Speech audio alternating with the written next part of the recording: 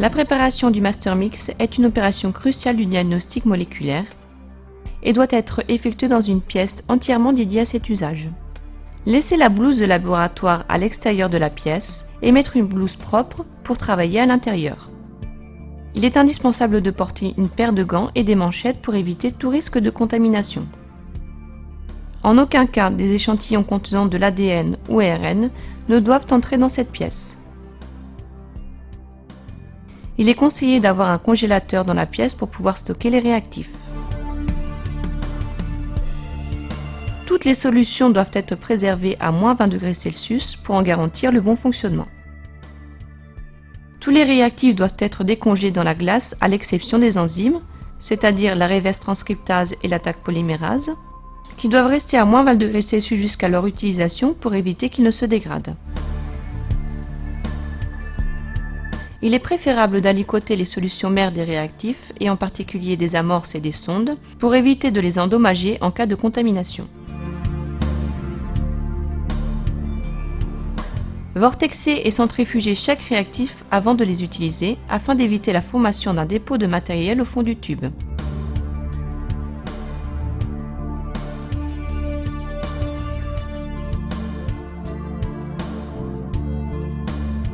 Avant de préparer le master mix, calculez la quantité nécessaire de réactifs pour tous les échantillons d'examen selon le protocole.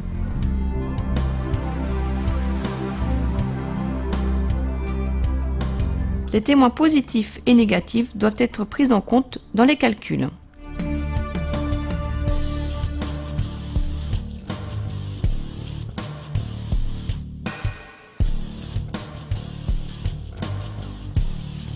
Le protocole RT-PCR en un seul tube va maintenant être présenté. Lors de cette procédure, la transcription inverse de l'ARN et l'amplification de l'ADN se déroulent dans le même microtube.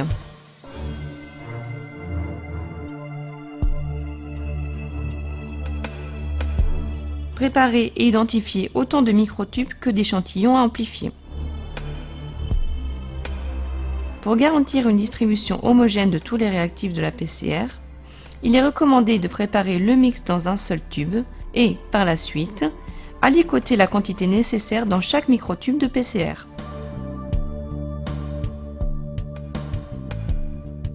Ajoutez les réactifs de PCR qui sont listés dans le protocole. L'eau distillée est utilisée pour diluer les réactifs afin d'obtenir une certaine concentration et atteindre le volume voulu pour la réaction.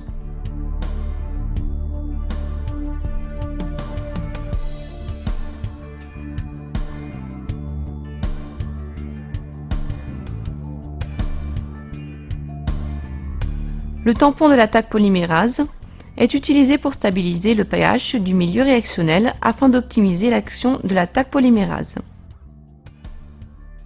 Le chlorure de magnésium a un rôle crucial pour l'activité de la Taq polymérase car il agit comme un catalyseur enzymatique. Notez que dans quelques kits, le chlorure de magnésium est inclus dans le tampon. Les désoxynucléotides seront incorporés dans un nouveau brin d'ADN grâce à l'action de la Taq polymérase sur le brin matrice. Les amorces sens et antisens sont de courtes séquences de nucléotides complémentaires aux régions qui encadrent le segment d'ADN d'intérêt. Elles fournissent un point d'initiation pour l'élongation de la nouvelle molécule d'ADN synthétisée par la Taq polymérase.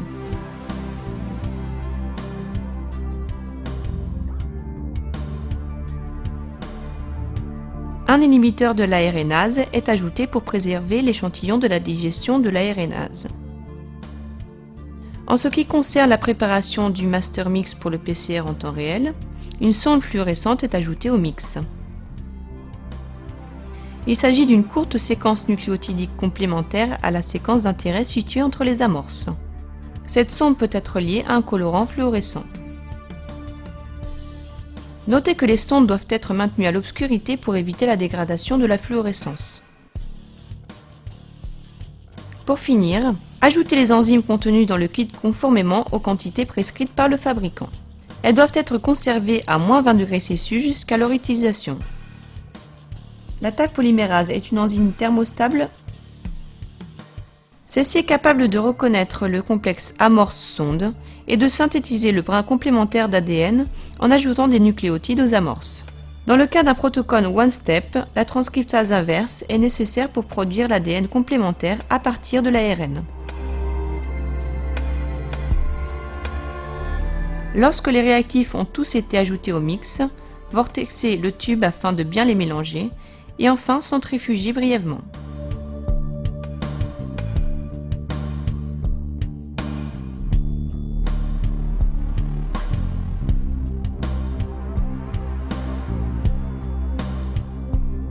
Distribuez alors le mix réactionnel dans chaque microtube stérile de PCR.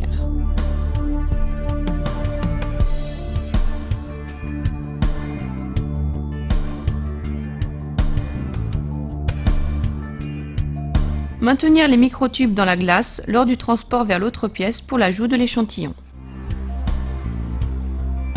Si le mix contient des sondes fluorescentes, maintenir les microtubes dans l'obscurité pour éviter leur dégradation.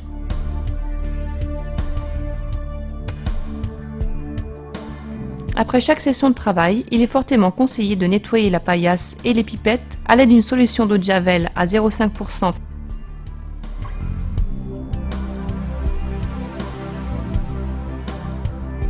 et successivement avec de l'alcool à 70 degrés afin d'éviter la dégradation de l'équipement.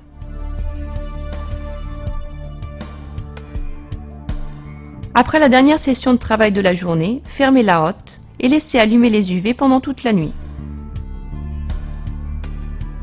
Il est conseillé de mettre les pipettes dans une boîte fermée à l'extérieur de la hotte afin d'éviter que les UV ne les dégradent.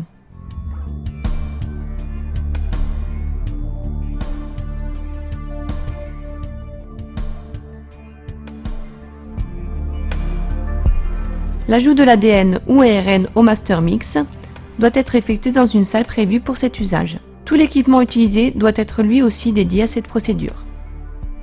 Conservez les échantillons d'ARN et les microtubes de PCR contenant le master mix dans la glace pour éviter la dégradation de l'ARN ou des enzymes. Si le master mix contient des sondes fluorescentes, celui-ci doit être conservé dans l'obscurité.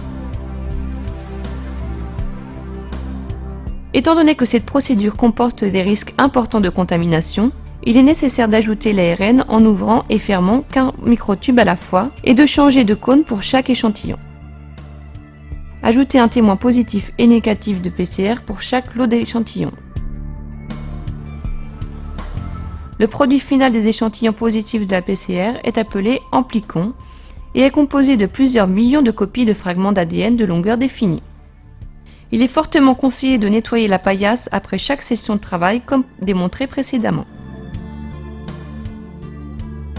Avant d'insérer les échantillons dans le bloc thermique du thermocycleur, centrifugez les microtubes pendant quelques secondes. Enfin, disposez les microtubes dans le thermocycleur, insérez les paramètres en accord avec le protocole et faire partir la réaction. La PCR est une technique extrêmement sensible d'amplification d'une séquence spécifique d'ADN. Il est essentiel pour le bon déroulement de la PCR que l'échantillon diagnostique contienne au moins quelques copies de brins intacts d'acide nucléique, ADN ou ARN, qui englobe la région à amplifier et que les impuretés soient suffisamment diluées pour ne pas inhiber la polymérisation.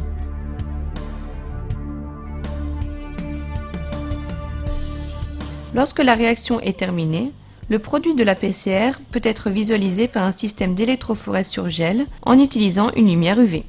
Les amplicons obtenus peuvent être conservés plusieurs jours à 4 degrés Celsius.